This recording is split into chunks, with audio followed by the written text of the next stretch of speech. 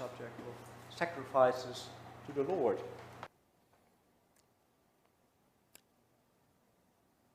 When anyone offers a grain offering to the Lord, his offering shall be of fine flour, and he shall pour oil on it, and put frankincense on it.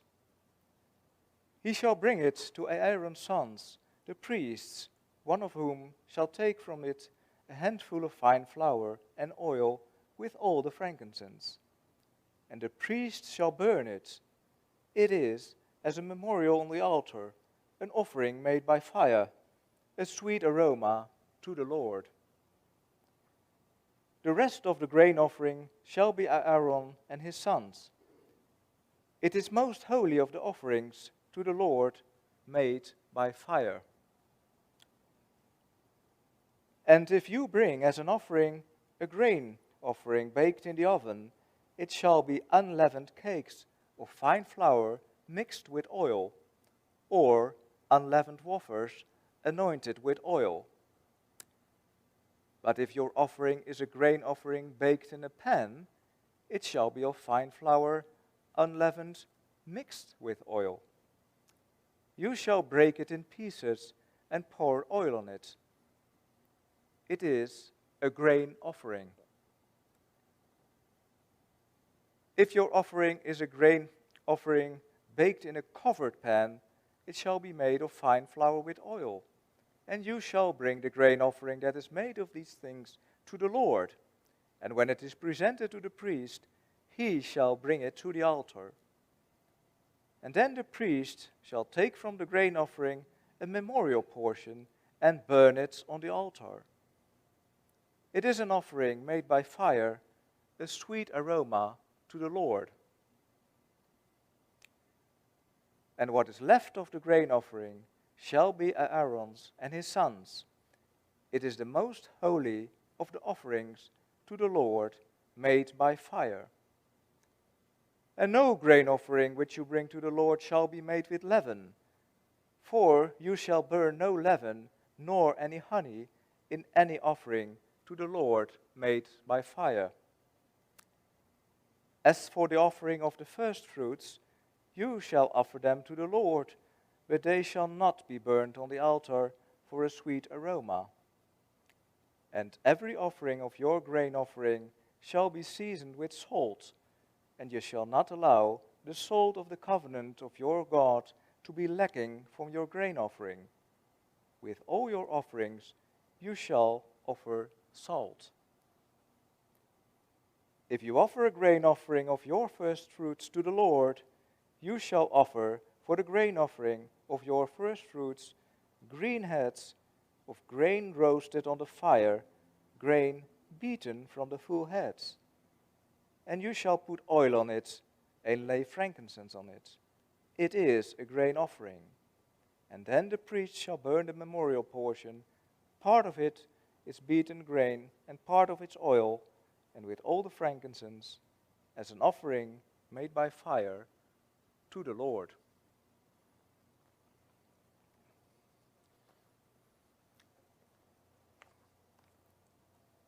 And from the Heavenly Doctrines, I will first read a passage from the Arcana Celestia, number 10,022.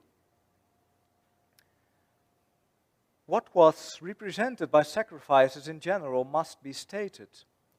Burnt offerings and sacrifices in general represented purification from evils and falsities. And since purification was represented, so too was the implantation of goodness and truth from the Lord, and also the joining together of them. For when a person has been purified from evils and falsities, which is brought about by the removal of them, goodness and truth from the Lord flow in. And to the extent that goodness and truth flow in that state, they are implanted and joined together. For the Lord is unceasingly present with goodness and truth in every person. But he is received only to the extent that evils and falsities are removed, thus to the extent that the person is purified from them. The joining together of truth and good is regeneration. And from this, it may be seen what burnt offerings and sacrifices in general represented. But what each represented specifically is clear from the different kinds of living creatures that were sacrificed. Now, because these three, purification from evils and falsities, the implantation of truth and good, and the joining together of them, were represented by sacrifices and burnt offerings, all worship springing from the truth of faith and from the good of love is also meant by them. For the end in view of all worship is that a person may be purified from evils and falsities, consequently, that he may have forms of goodness and truth from the Lord implanted in him, and so may be regenerated, which is accomplished by the joining together of that goodness and truth. And these joined together constitute heaven, or the Lord's kingdom, with a person.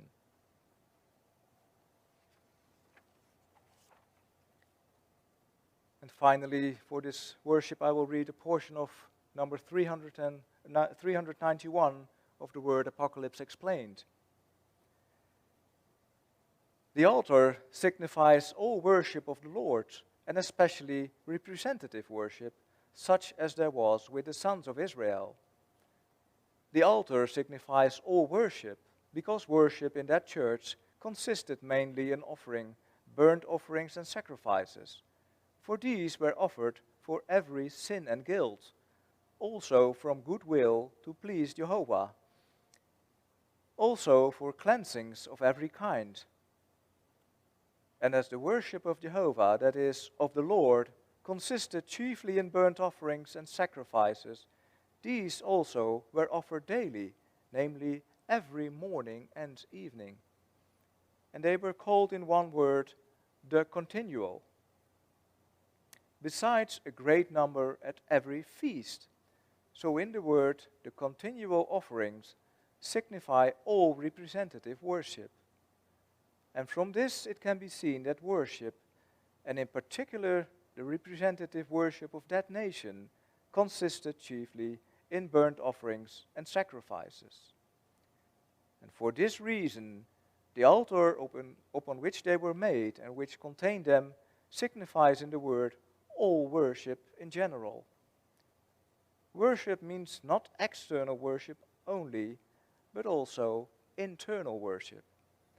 And internal worship comprehends everything of love and everything of faith, thus everything that constitutes the church or heaven with man.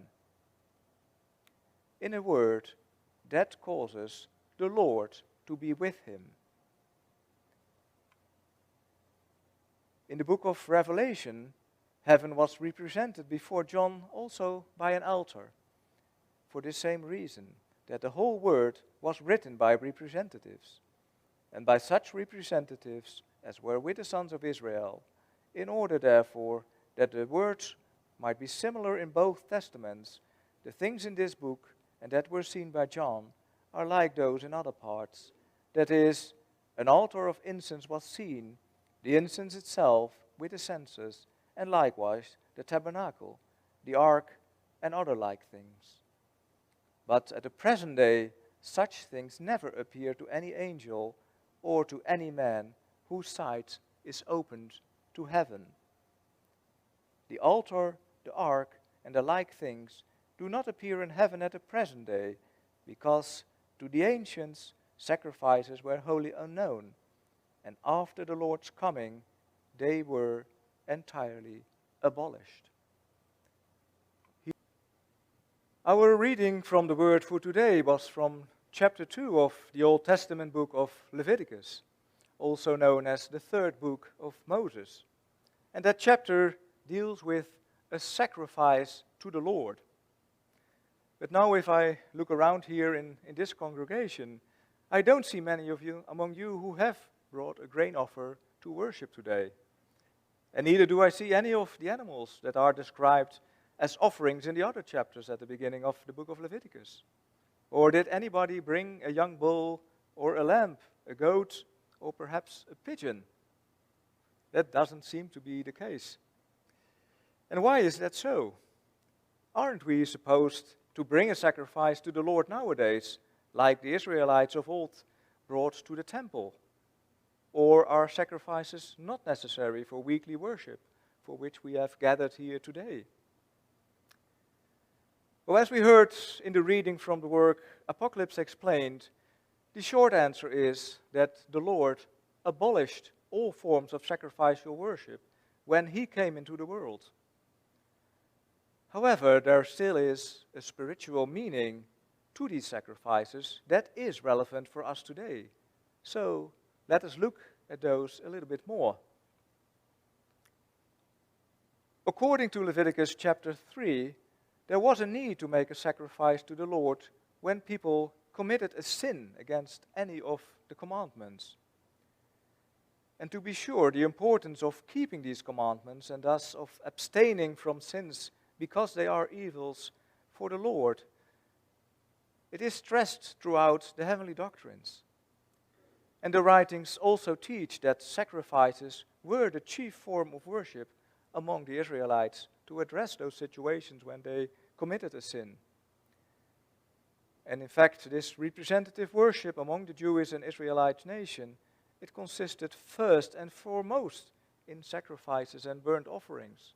So whenever they had transgressed into sin or committed some evils, they had to sacrifice in order to find forgiveness from the Lord. That was what was being represented.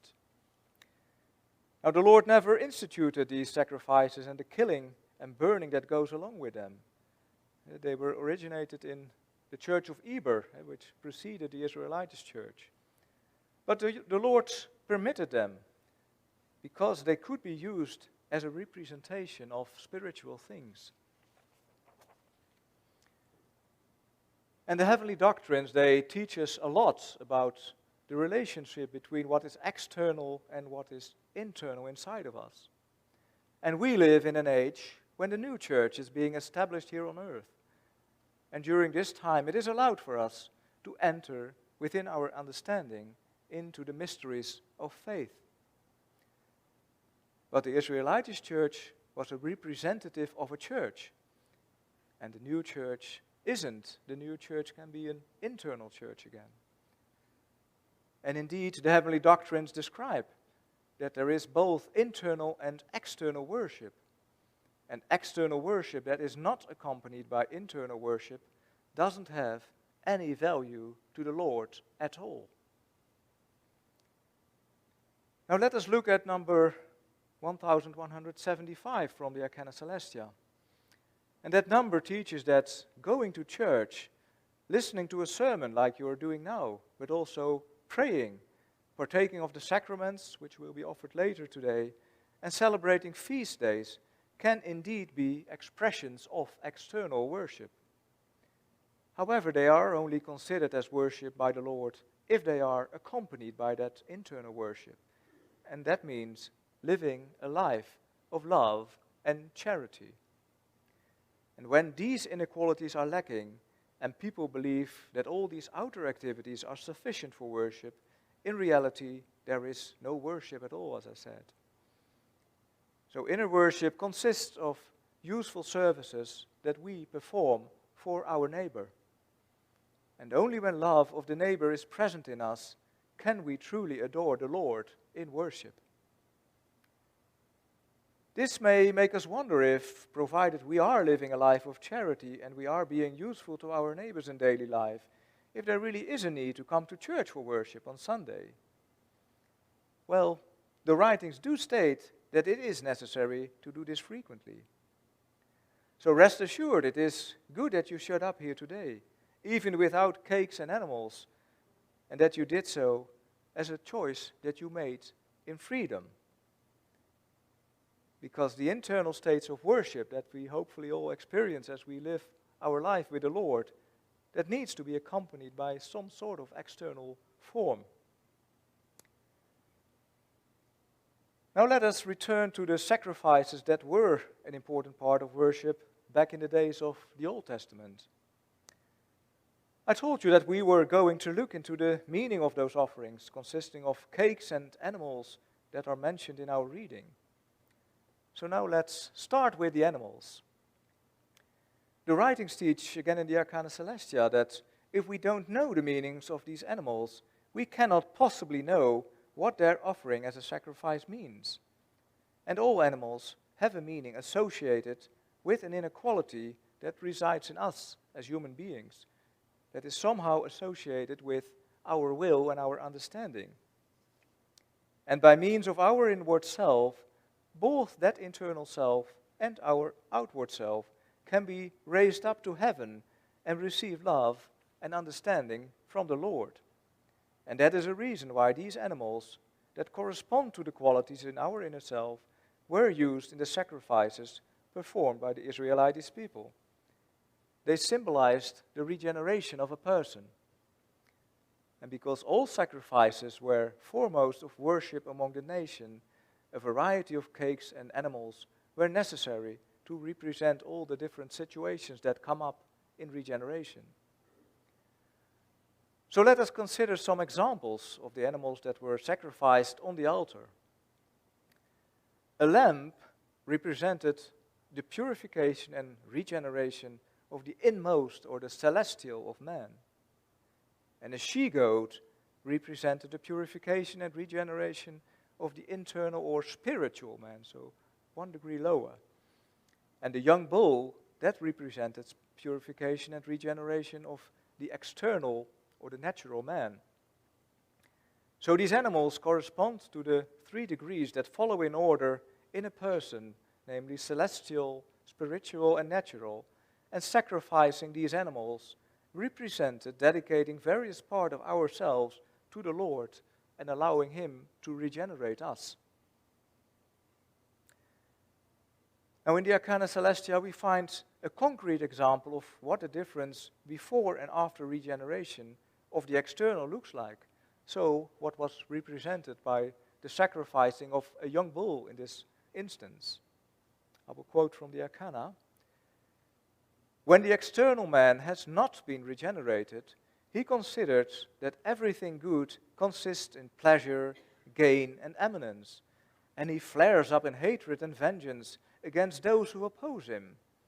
At this time, the internal man does not merely go along with this, he also supplies reasons which support and further it. The internal man is accordingly the servant, and the external is the master. So that is how the initial situation that we find ourselves in. And that doesn't sound very good, and I hope all of us would be a little bit beyond that phase, but that is the truth that the writings teach us. But now let us look what the situation is like after we are being regenerated in the external. And the Arcana teaches, but when the external man has been regenerated, the internal considers all good to consist in thinking well of the neighbor and wishing him well, while the external considers it to consist in speaking well of him and behaving well towards him. Both at length have loving the neighbor and loving the Lord as their end in view, and not loving self and loving the world, as they did at first. Now the external or natural man is the servant, and the internal or spiritual is the master. So it is like a complete reversal that occurs then before and after regeneration. And these passages describe those 2 states, but the intermediate state may be very recognizable as well. So who of you doesn't recognize the situation that after having learned from the word that we should be behaving kindly to others, in certain situations we still need to compel ourselves to do that? Because some people may get on our nerves, or because we still have a hard time forgiving them for what they once did to us and what they once did that hurts us very deeply. No matter how much we try, if we are being completely honest to ourselves, our willing and thinking in relation to that person isn't very loving yet.